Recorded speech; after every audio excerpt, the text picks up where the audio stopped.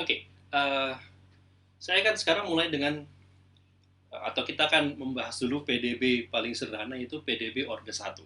Ya. Eh, Nanti setelah kita selesai membahas PDB orde satu, maka kita akan membahas PDB orde yang lebih tinggi. Eh, Meskipun di alam atau terutama di fisika itu mayoritas fenomena alam itu bisa dimodelkan dengan persamaan diferensial, baik biasa maupun parsial, itu umumnya paling tinggi orde 2. Persamaan hukum Newton itu orde 2, persamaan Schrödinger itu orde 2, eh, persamaan Maxwell atau persamaan gelombang elektromagnetik juga orde 2. Jadi semua, saya tidak katakan semua, tapi sebagian besar pemodelan di fisika itu bisa diklasifikasi sebagai persamaan diferensial orde 2, baik biasa maupun parsial, baik linear maupun non-linear. Oke. Nah, kita akan mulai dengan PDB orde 1. Kalau Anda lihat tadi secara umum, maka bentuk persamaannya dapat saya tulis seperti ini. Oke, saya akan mengambil asumsi yang linear dulu. PDB orde 1 linear. Jadi A2 ini fungsi X saja, ditambah, atau mungkin lebih mudahnya saya tulisnya seperti ini saja.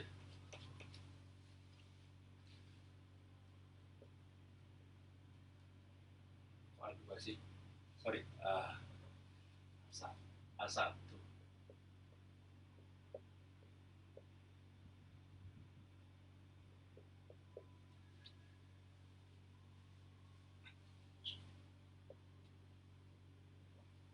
Oke. Nah, Y tentunya fungsi X, ya kan? Y aksen maksudnya adalah dy dx. A1 adalah fungsi X, A2 adalah fungsi X, B juga fungsi X saja. Oke. Ya, saya rasa bisa dipahami ya penjelasan ini. Jadi ini bentuk paling general, bentuk paling umum dari PDB orde 1 linear. Nah, ketika kita dikatakan memecahkan persamaan diferensial, apa artinya memecahkan? Atau ketika orang bilang kita ingin mencari solusi dari persamaan diferensial, apa arti solusi? Solusi dari persamaan diferensial itu adalah kita ingin mencari apa bentuk Y sebagai fungsi X, bentuk fungsi Y yang bergantung pada X, sedemikian rupa sehingga fungsi Y tersebut memenuhi persamaan ini. Jadi yang dinamakan solusi itu ini. Solusi dari persamaan itu apa? Y sebagai fungsi X. Ya apa solusinya? Ya bergantung pada bentuk spesifik dari persamaannya. Ya kan? Bentuk spesifiknya apa? Solusinya akan berbeda-beda. Tapi secara umum secara umum yang dinamakan solusi dari persamaan diferensial berarti kita mencari fungsi Y yang memenuhi persamaan ini. Contohnya apa? Contohnya kalau bisa saya ambil contoh di misalnya adalah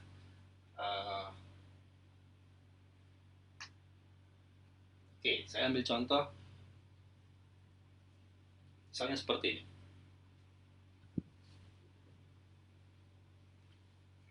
Ini sini aja ya.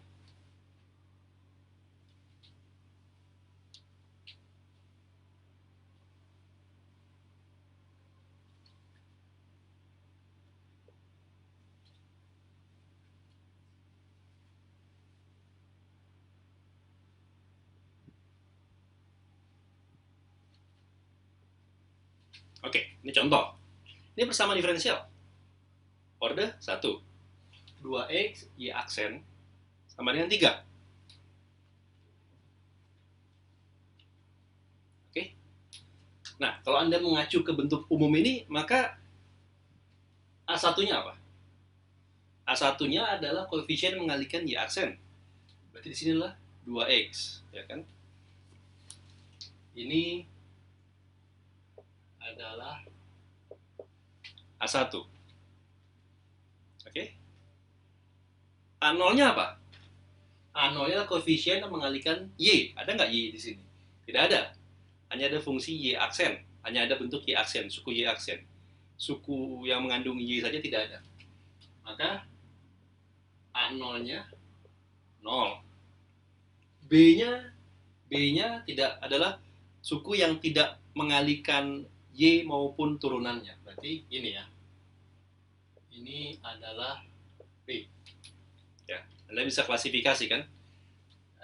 Satu bentuk persamaan diferensial itu bentuknya apa? Koefisiennya apa saja.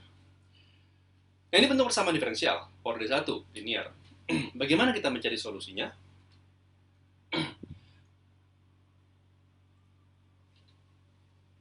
Kalau kita tahu bahwa saya hapus.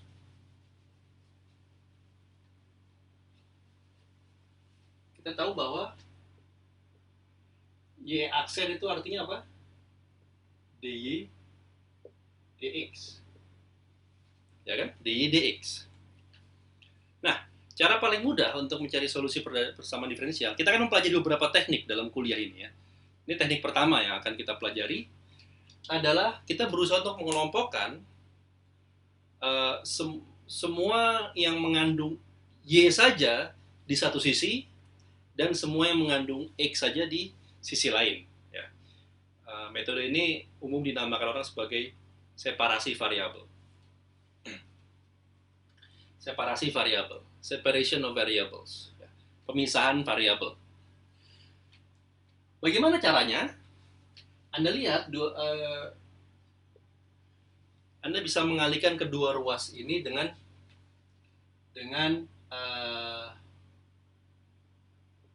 dx per x. Oke, dx per x. Maka apa yang saya dapat di sini?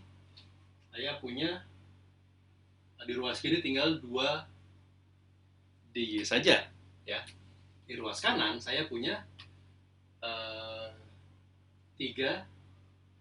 dx x, ya kan?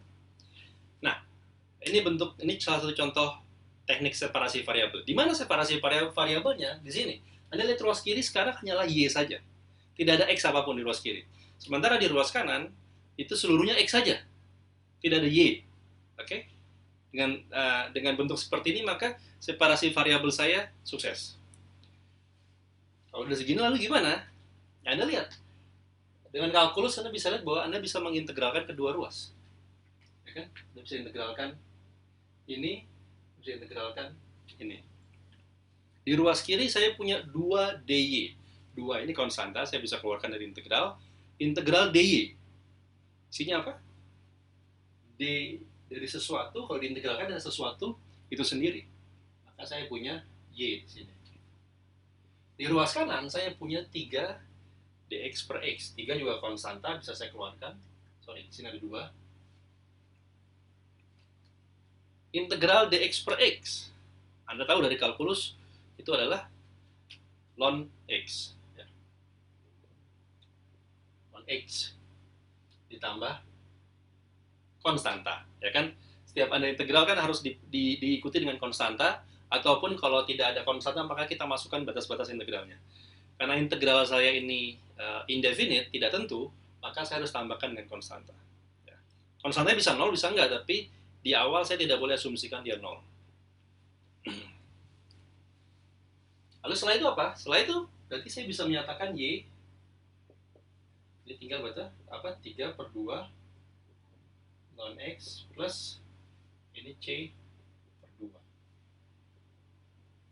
Ini apa? Ini adalah bentuk fungsi y. Hasil mengintegralkan persamaan ini. Oke. Nah, coba sekarang kita cek. Kalau Y ini saya turunkan, apa yang saya dapatkan? Y aksen, atau saya turunkan Y terhadap X, apa yang saya dapatkan? Yang saya dapatkan kembali ini adalah ln X diturunkan terhadap X, saya punya apa? Super X. Konstanta diturunkan terhadap X, 0. Ya kan? Saya punya bentuk seperti ini. Bentuk ini, Anda lihat kalau kedua ruas saya kalikan dengan 2X, saya dengan mudah bisa tunjukkan bahwa ini adalah 2X Y aksen sama dengan 3. Artinya apa?